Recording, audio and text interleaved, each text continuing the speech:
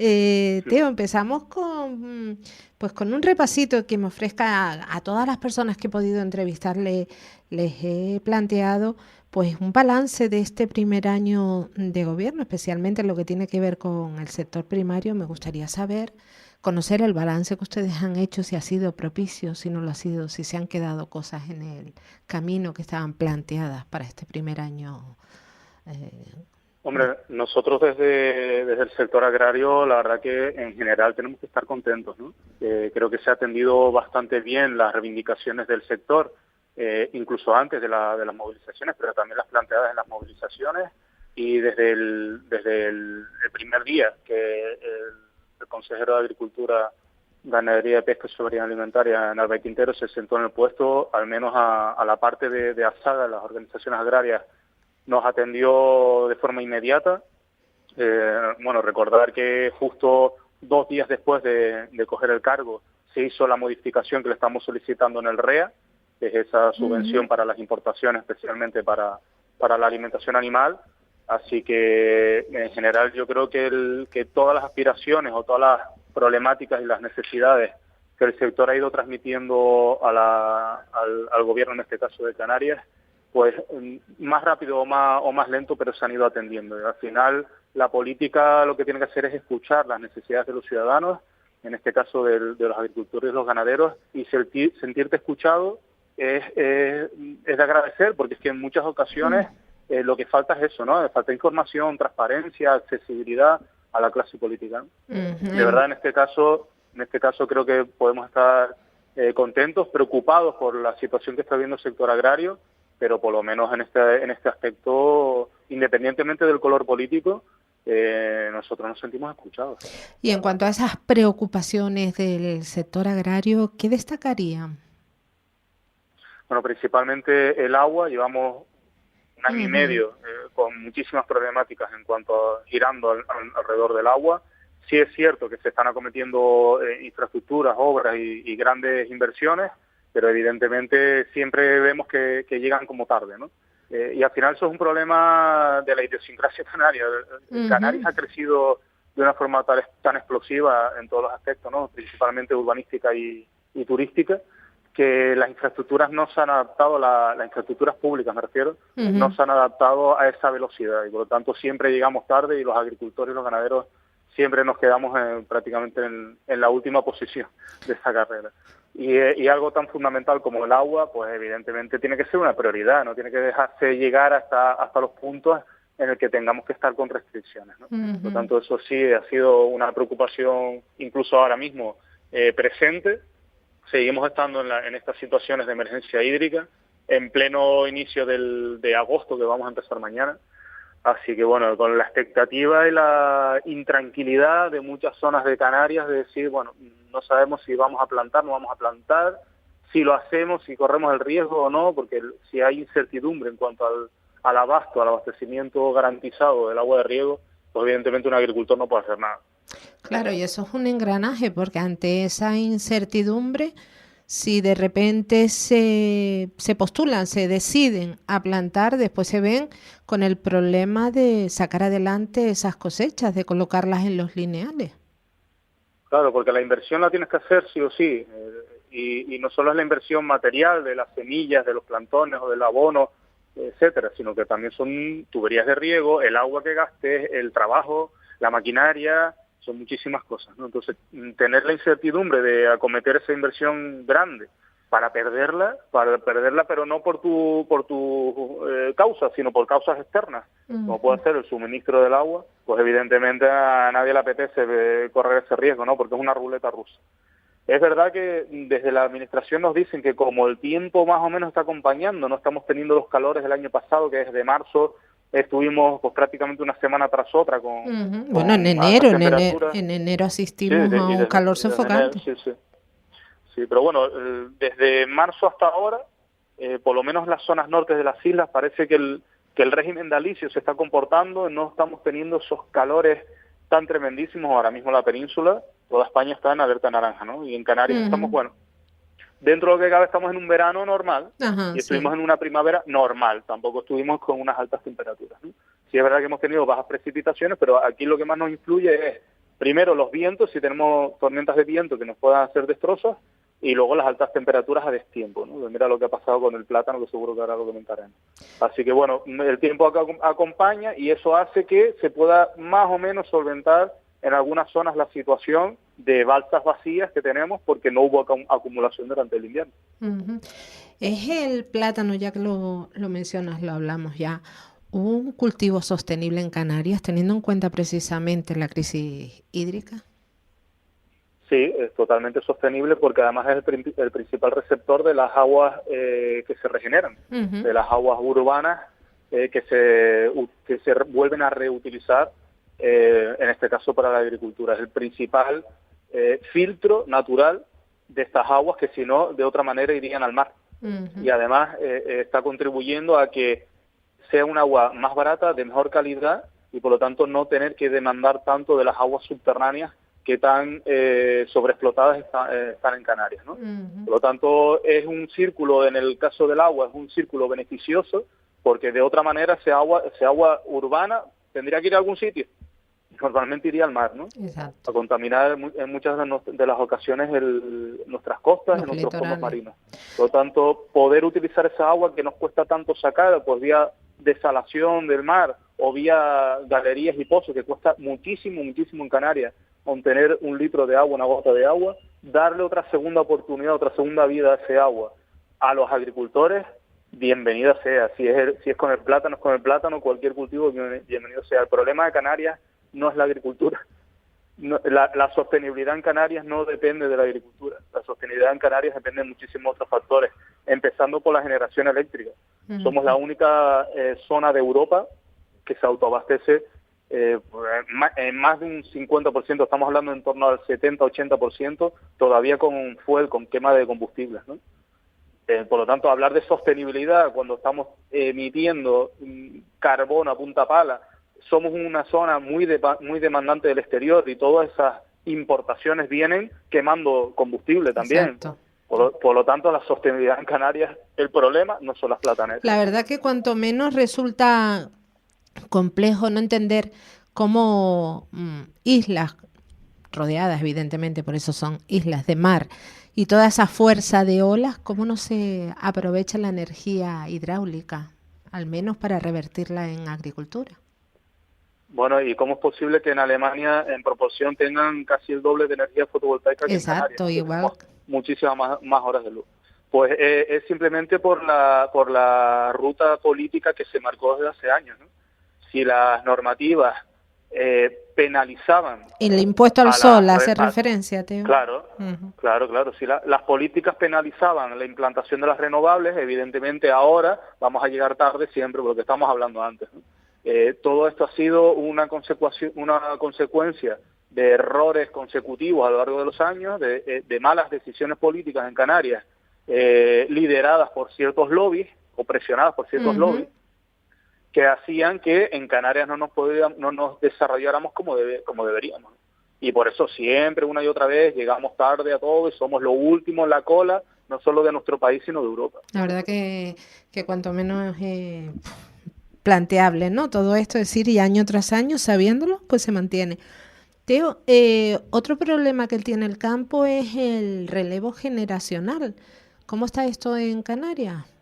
Porque claro, con toda la perspectiva, el paisaje que estamos dibujando en cuanto a problemas, tampoco se hace muy atractivo. Pues una vez más volvemos a estar en el hoyo, en el fondo del hoyo, ¿no? En los últimos de la lista. Pues tenemos un sector agrario muy envejecido y con un relevo generacional prácticamente nulo. Estamos hablando del 8-9% de productores con menos de 40 años y en torno al 70% productores cerca de los 60 años o más.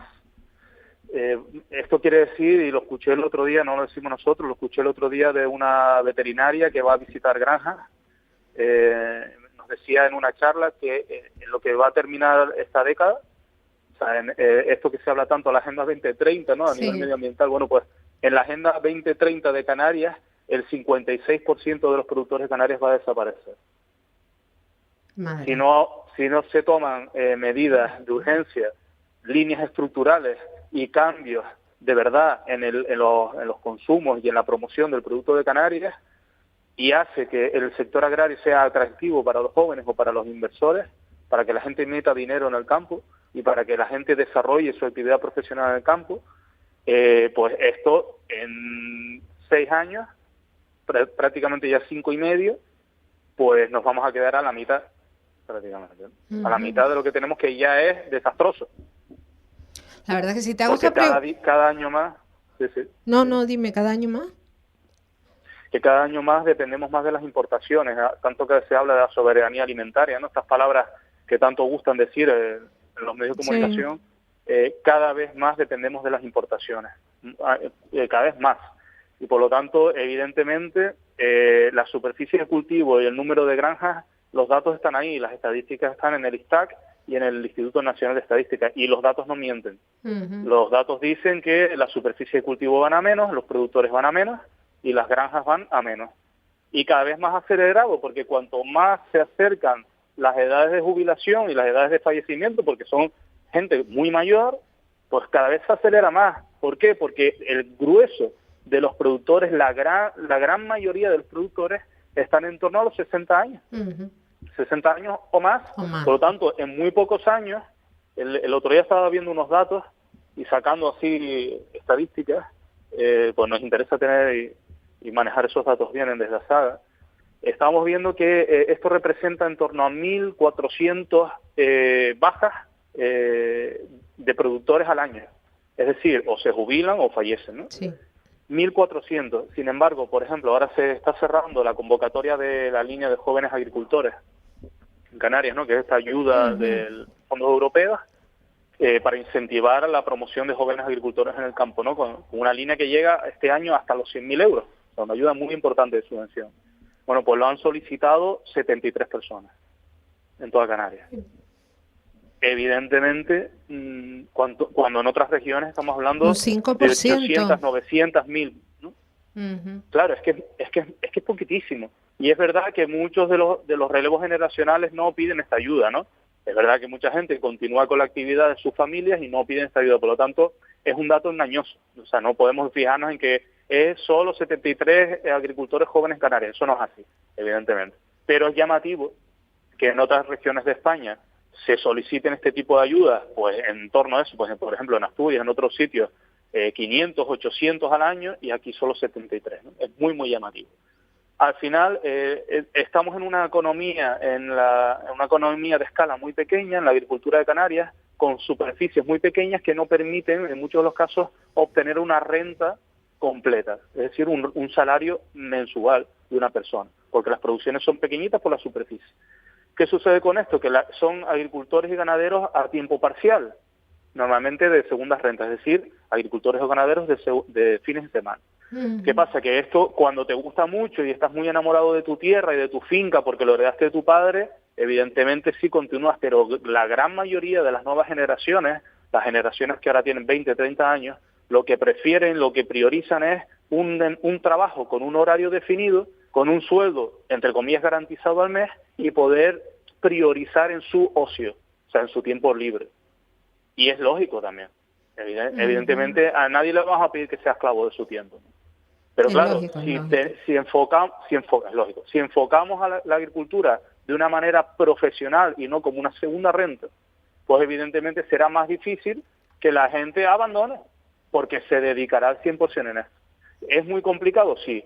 ¿Cómo lo podemos lograr? Y esa es la pregunta, ¿no? Pues dándole un enfoque de rentabilidad. ¿Cómo le podemos dar un enfoque de rentabilidad? Incrementando la demanda del consumo local. ¿Y dónde está la clave de todo esto? En el turismo y en la restauración. Porque el 70% de lo que se consume en Canarias, que la mayoría es productos frescos, tanto verduras, frutas y carnes, ¿no? El 70% lo consumimos los canarios y el 30% el turismo.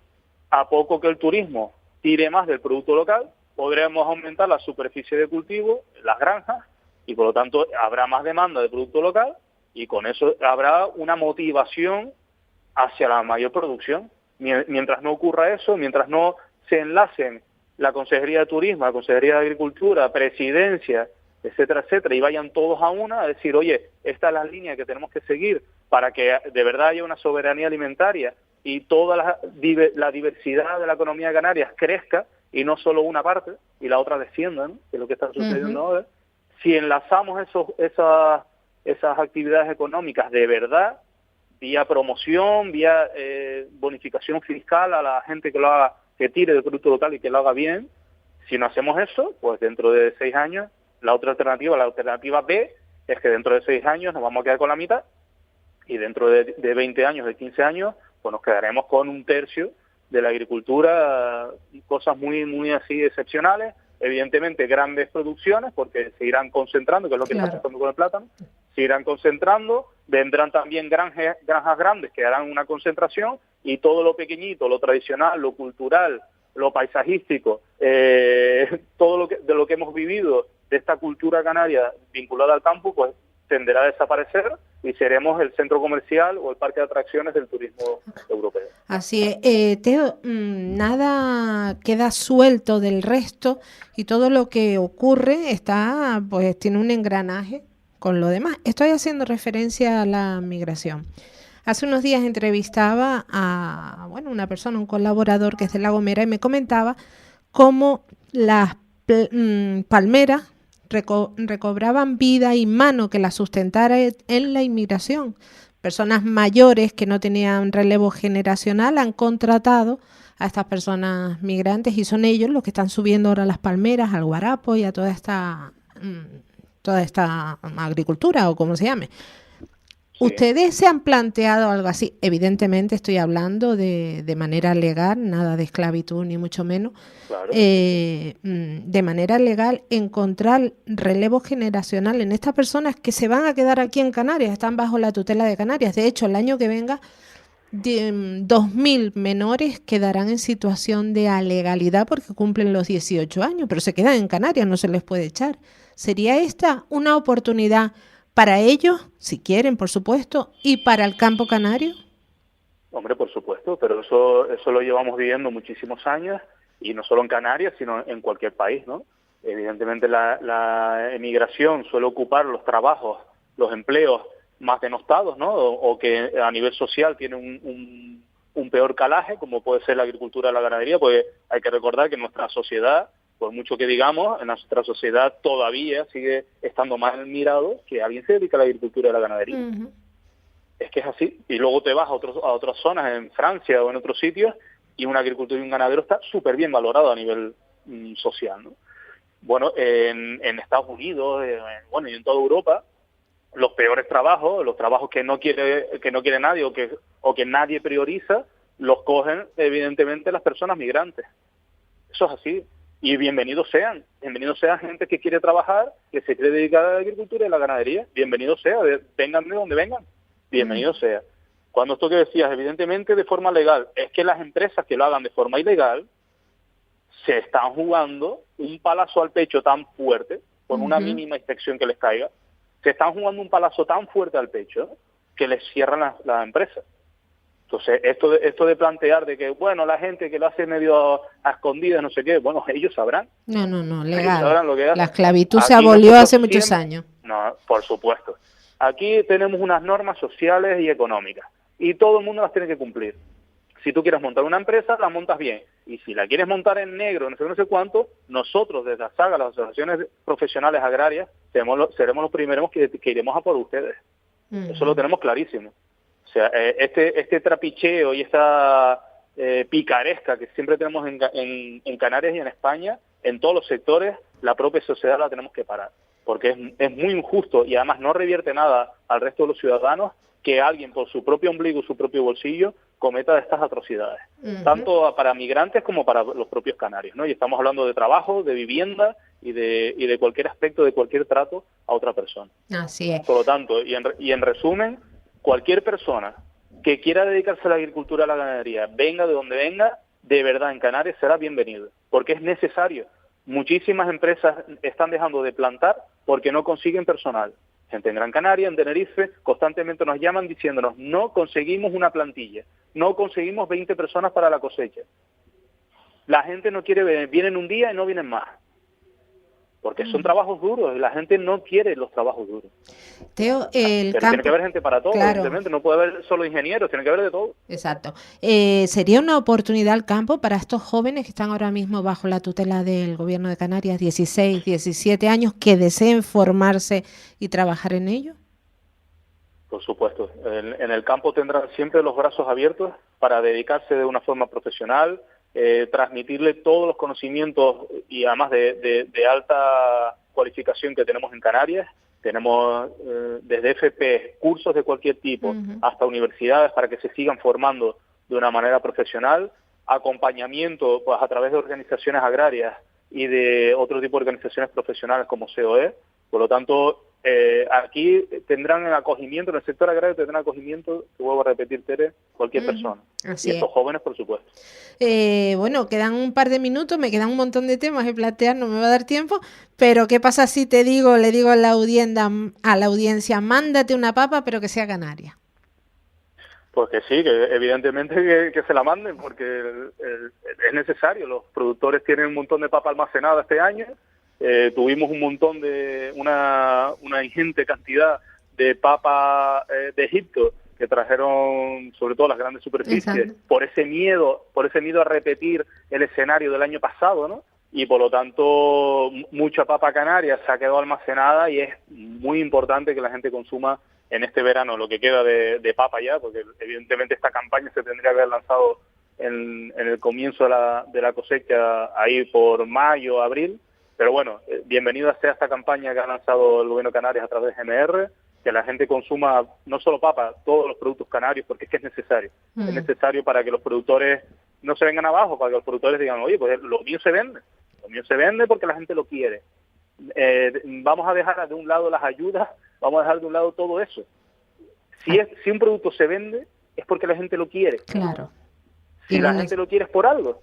Solo hay que comparar esas papas que venían de Egipto, greladas, blandas, con un aspecto repugnante, verde, con una papa recién cogida en el norte de Tenerife o de Gran Canaria, o de Vilaflor, que lo van a sembrar ahora. ¿No tiene nada que ver? Nada, y como dice mucha gente, que se hacen rosas cuando las guisan, porque eso.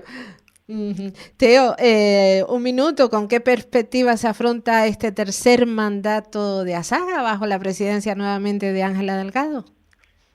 Bueno, pues con ilusiones más que renovadas, una junta con mucha gente joven, ha entrado muchísima gente joven en la nueva junta de Asaga, somos 17 integrantes, hemos ampliado más la regionalidad y gente prácticamente de todas las islas, de Fuerteventura, de Lanzarote, de Gran Canaria. Hemos incrementado muchísimo más la presencia de los ganaderos, de las asociaciones de ganaderos en este caso, con la gente de Masorata, de Fuerteventura, con la Asociación de Ganaderos de Gran Canaria, por supuesto con la gente de Tenerife, de avícola, de porcino. Así que tenemos una diversidad de todo el sector agrario en nuestra junta y además con gente joven. Por lo tanto, más contentos imposible. Pues nos quedamos con eso, Teo, y despedimos la temporada. Nos cogemos el mes de vacaciones de agosto, volvemos en septiembre, pero quería agradecerte especialmente tu disponibilidad a compartir tiempo de radio cada vez que he contactado contigo. Así que 1000 gracias por estar con nosotros. Bueno, gracias a ustedes por darnos siempre unos minutos de voz.